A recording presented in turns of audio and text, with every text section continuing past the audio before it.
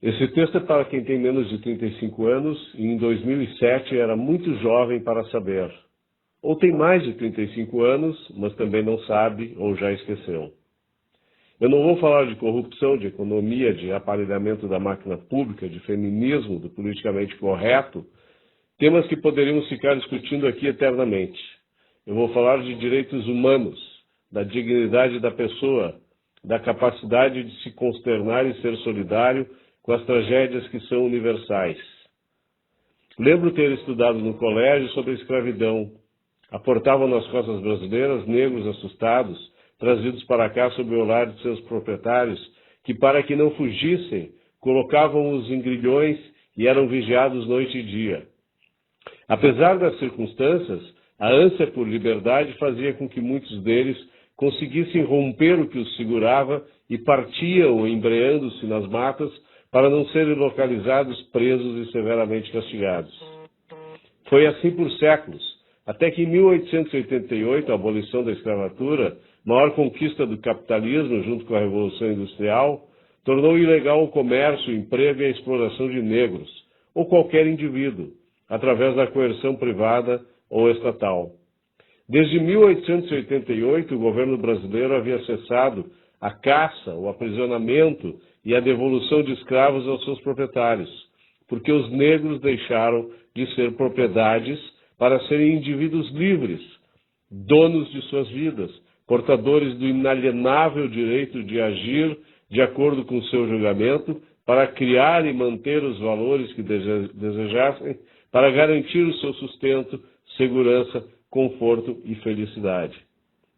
Foi assim no Brasil até o dia 2 de agosto de 2007, quando a Polícia Federal captura dois jovens, Guilhermo Rigondô e Erislande Lara, cubanos, negros, que vieram disputar os Jogos Pan-Americanos no Rio de Janeiro por seu país, mas aproveitaram a oportunidade de estarem aqui para fugirem do lugar onde eram vigiados pelos homens de segurança da delegação cubana, imaginando que nunca mais teriam que voltar para Cuba, onde eram escravos do Estado comunista instaurado pelos irmãos Castro. Estávamos em pleno segundo mandato do governo Lula. O ministro da Justiça era o famigerado Tarso Genro. Tão logo foram avisados da fuga e depois da recaptura, em vez de darem asilo aos jovens negros cubanos, entregaram os boxeadores às autoridades cubanas. É óbvio que inventaram 1000 histórias para encobrir tamanha desumanidade. Não usaram grilhões nem chicotes, mas o que de fato importa é que cercearam a liberdade de quem se sentia prisioneiro, escravo, não indivíduos que são um fim em si mesmo, mas peças, meios a serviço do Estado, sacrificados pela intimidação e ameaças que o governo cubano fazia a eles e a seus familiares. Como eram devolvidos os judeus aos campos de concentração, ou os negros às senzalas, Guilhermo e Erislande foram deportados pelo governo petista do Lula e do Tarso, 48 horas depois de terem sido capturados, para a ilha-prisão onde foram punidos. A mentira do governo brasileiro, em conluio com o governo cubano, era de que os fugitivos queriam voltar para casa o quanto antes.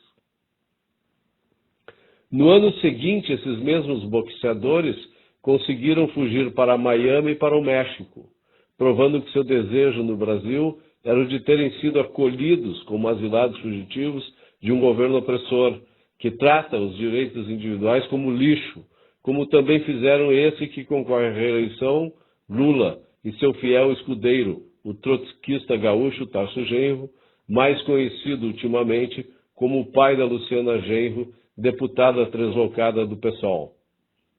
Mas se os dois cubanos, jovens negros, explorados por carniceiros, não receberam ajuda humanitária do governo brasileiro, com o terrorista branquelo de cidadania italiana, Cesare Battisti, a situação foi o oposto.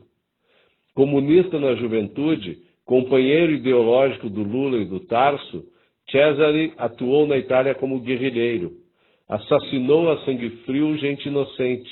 Foi preso, julgado de acordo com o devido processo legal e condenado à prisão perpétua.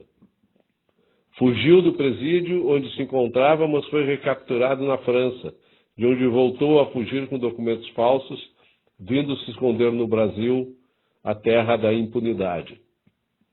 Os italianos, um dos países onde o Estado de Direito impera, pediram a extradição do criminoso, sentenciado e fugitivo, mas esta foi negada pelo presidente da República do Brasil, Luiz Inácio Lula da Silva.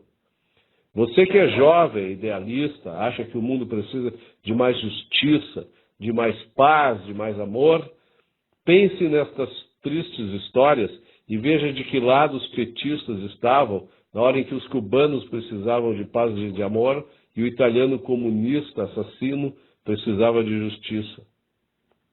No dia 30 de outubro, agora, se quiserem, pensem que Bolsonaro representa o fantasma da ditadura militar. Mas Lula, esse é a maldade em carne e osso.